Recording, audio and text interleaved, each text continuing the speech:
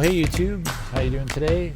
Welcome back to Along for the Ride EV, and we are headed down to our local Turkstra Lumber to pick up our 16 2x4s on our new Hansshow luggage rack, equipped with the Thule Aero load stops. So we'll see how this goes. Got my straps with me as well. I have to say that made the mistake of pulling the rubbers out of the roof rack.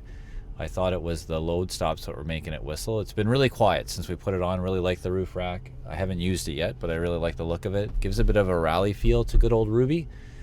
And it hasn't had any noise. I thought there was a little bit of extra wind noise, but I'm not so sure that's true. I think that was more about the weather we were having that day. I decided I would order the stops and put them in the other day, and went for a little bit of a drive to a place I had to go to. And it was whistling like crazy. Just take a listen.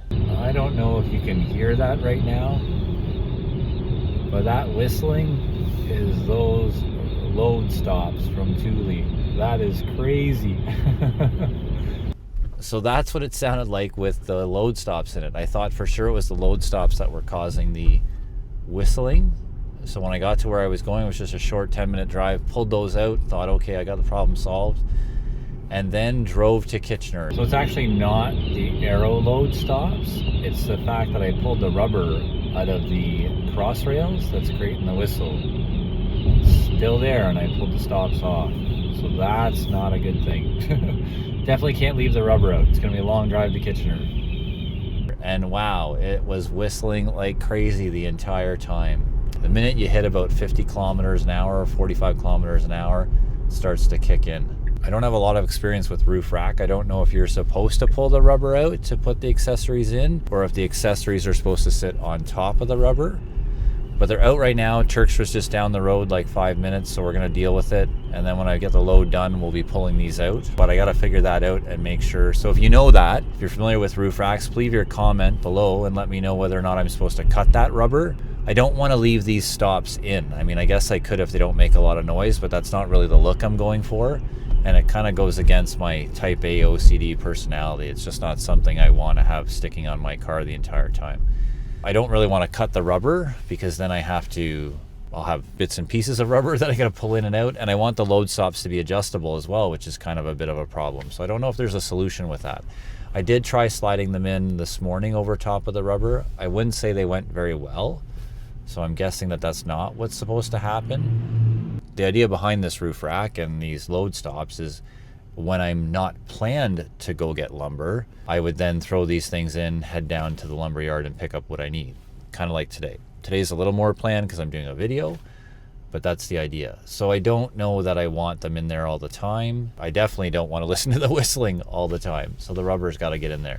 So we'll have to figure that out. But again, like I said, if you've got comments, if you've got experience, let me know what's supposed to happen. I haven't done any research at this point. It's just the following day, and I wanted to kind of get this thing done today. It's not snowing right now, and we're supposed to get some, so it's a good time to go to the lumberyard.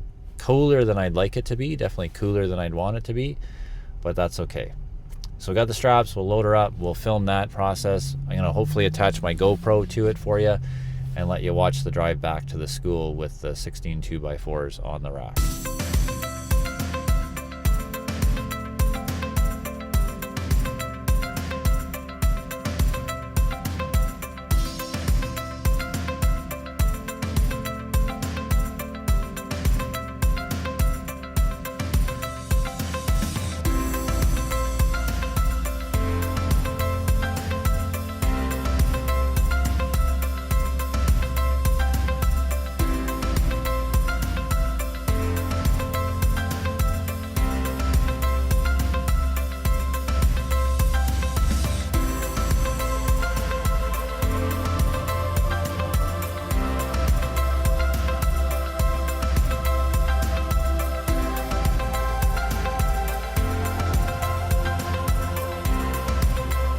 There she is. Ruby's got the load on top. Doesn't look so bad. Drive here was okay. My video work not so great. I was chatting on the way here. It definitely would have been easier to do this into a trailer. A little more difficult getting on top of the Model Y than I thought. It's a little higher than I had expected, but the drive here was flawless, and it doesn't look so bad. I don't know that I would do long distances like this. The beauty of this though is that it actually cuts down on some of the noise when the wood is on the cracks. So we're going to pull it inside where it's warmer, take a closer look at what's going on here, and pull it apart. Again, the load is pretty secure. That's probably got a little more bounce to it than I thought, but wrapped it around these Thule Aero stops, load stops. They worked well, and was able to pull the straps nice and tight as well. So those are just the Thule straps that came with it.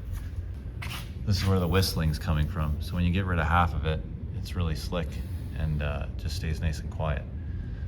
So pretty impressed. Like I said, it would have been easier to put it in a trailer, that's for sure.